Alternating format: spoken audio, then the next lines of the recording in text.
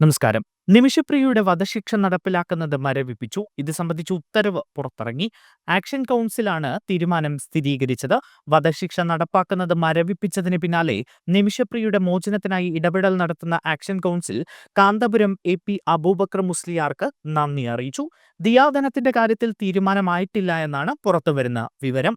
Kanthapuram AP Abubakar മുസ്ലിയാരുടെ ഇടപെടലിനെ തുടർന്നാണ് നിമിഷപ്രിയയെ മോചിപ്പിക്കാനുള്ള അനൌദ്യോഗിക ചർച്ചകൾക്ക് തുടക്കം കുറിച്ചത്. യമനിലെ പ്രമുഖ സൂഫി ഗുരുവാണ് ഈ വിഷയത്തിൽ ഇടപെട്ടത്. ഇതോടുകൂടി നിമിഷപ്രിയയുടെ വധശിക്ഷ ഒഴിവാക്കുന്നതിനുള്ള അനൌദ്യോഗിക ചർച്ചകൾ കഴിഞ്ഞ ദിവസം യമനിൽ ആരംഭിക്കുകയായിരുന്നു. ഗോത്ര നേതാക്കളും തലാലിന്റെ ബന്ധുക്കളും നിയമസമിതി അംഗങ്ങളും കുടുംബാംഗങ്ങളും ചർച്ചകളിൽ പങ്കാളികളായിരുന്നു.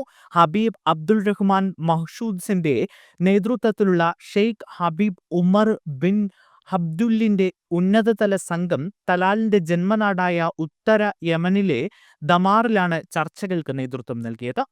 ഉത്തര യമനിലെ ഗോത്രവിഭാഗങ്ങൾക്കിടയിൽ വൈകാരികത ആളിക്കത്തിയ വിഷയമായിരുന്നു തലാലിന്റെ കൊലപാതകം. ഈ ഒരു സാഹചര്യത്തിൽ തലാലിന്റെ കുടുംബവുമായി സംസാരിക്കാൻ കഴിയാത്ത സാഹചര്യം തന്നെ ഉണ്ടായിരുന്നു. എന്നാൽ കാന്തപുരത്തിന്റെ ഇടപെടലോടെ കുടുംബവുമായി സംസാരിക്കാൻ സാധിച്ചു എന്നതാണ് നിമിഷപ്രിയയുടെ വധശിക്ഷ ഒഴിവാക്കാനുള്ള നീക്കങ്ങളിൽ നിർണായകമായത്. കേന്ദ്ര സർക്കാരിന് പോലും ഇടപെടാൻ പരിമിതി ഉണ്ടായിരുന്ന വിഷയത്തിലായിരുന്നു കാന്തപുരം ഇടപെട്ട അനൌദ്യോഗിക ചർച്ചകൾക്കുള്ള സാധ്യത തുറന്നത്.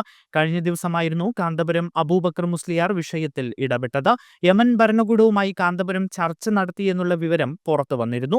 യമൻ പൗരന്റെ ബന്ധുക്കളുമായും ആശയവിനിമയം നടന്നതായും വിവരമുണ്ടായിരുന്നു. ഇതിന് പിന്നാലെയാണ് യമനിൽ അടിയന്തര യോഗം വിളിച്ചത്. നിമിഷപ്രിയയുടെ വധശിക്ഷ ഈ മാസം 16 നടപ്പാക്കുമെന്നായിരുന്നു നേരത്തെ പുറത്തുവന്ന വിവരം. പാലക്കാട് കൊല്ലങ്കോട് തേക്കിഞ്ചിറ സ്വദേശിയാണ് നിമിഷപ്രിയ.